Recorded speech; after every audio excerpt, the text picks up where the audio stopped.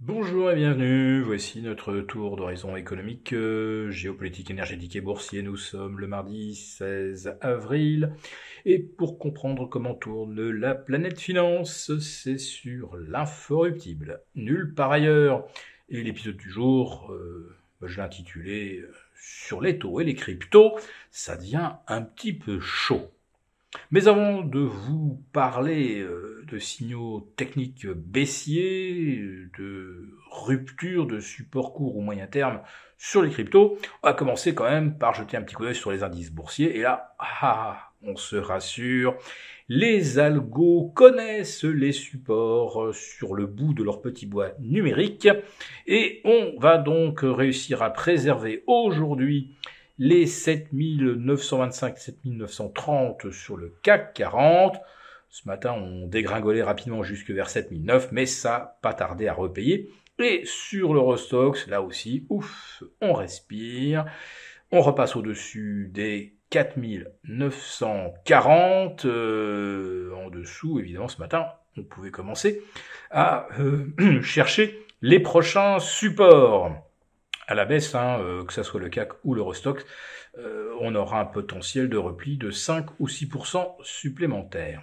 Mais bon, comme je le disais en préambule, les indices boursiers vont réussir à sauver leur support aujourd'hui, mais vont-ils y parvenir encore au cours des prochains jours, vu l'environnement de taux qui s'est nettement tendu ces derniers jours, malgré les tensions géopolitique qui aurait dû conduire pourtant les opérateurs à rechercher la sécurité du côté des bons du trésor. Oui, mais voilà, en face de ça, il y a eu l'envolée du prix du pétrole, de certaines matières premières, cuivre et nickel en tête, l'argent aussi, nous l'oublions pas. Et quand on refait ces calculs, on s'aperçoit que la tendance à la reflation de janvier, février et mars, elle a de bonnes chances de se prolonger en avril, sauf si le pétrole devait revenir brutalement de 91 en dessous des 85.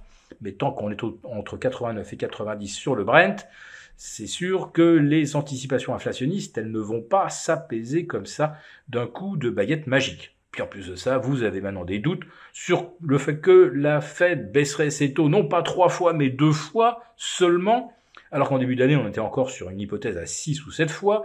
8 fois, on s'en rappelle, à Noël. Oui, on croyait vraiment au Père Noël à l'époque.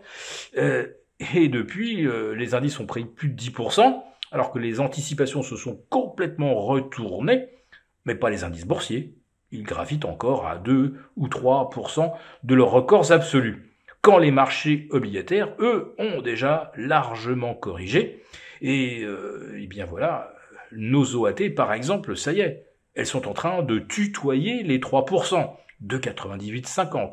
Le 10 ans allemand, il a franchi allègrement la zone de résistance des 2,36, et maintenant c'est du 2,50. Sur le 10 ans américain, c'est 2,65. Rappelez-vous que lorsqu'on avait passé les 4,30, j'envisageais qu'on irait rapidement à 4,50. Passé ça, les doigts dans le nez, on est maintenant à 4,65.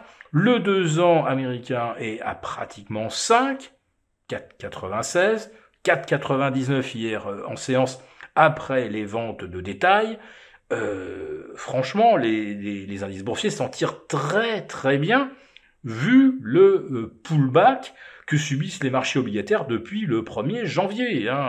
C'est plus 75 points quand même sur le 10 ans américain. Et quelle est la sanction sur les actions?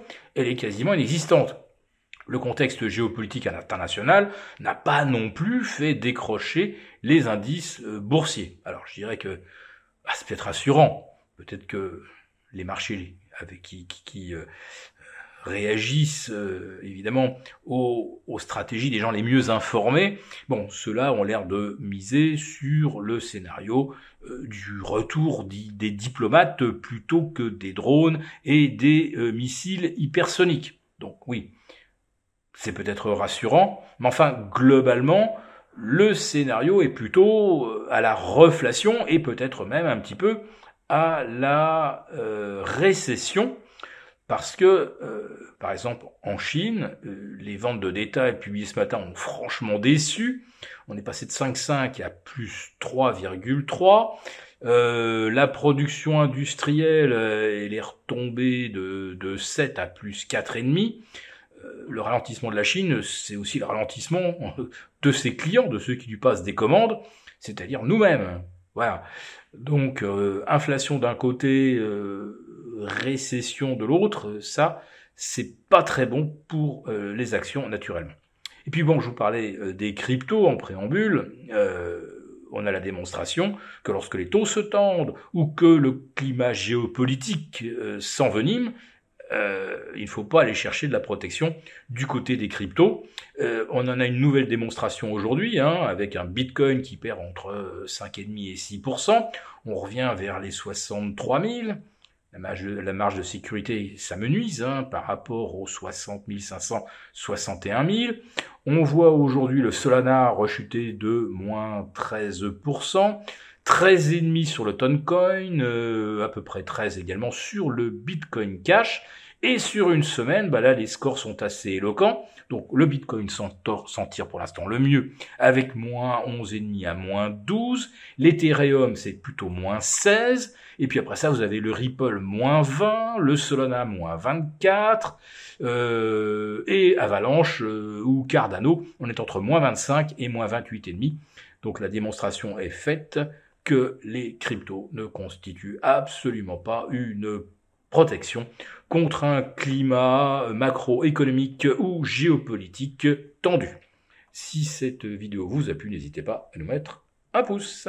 Pour vous remercier de votre fidélité, vous pouvez télécharger gratuitement en cliquant le lien ci-dessous un guide complet sur l'investissement dans les matières premières en vue du prochain super cycle qui s'annonce. Merci et à bientôt. Merci beaucoup d'avoir regardé cette vidéo. N'hésitez pas à réagir dans les commentaires ou à liker et partager cette vidéo si le contenu vous a plu.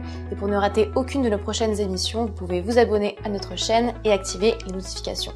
Et pour plus de contenu, n'oubliez pas que le dernier rapport rédigé par nos experts est accessible en cliquant sur le lien de description. On se retrouve tout de suite dans les commentaires et je vous dis à très bientôt pour une prochaine vidéo.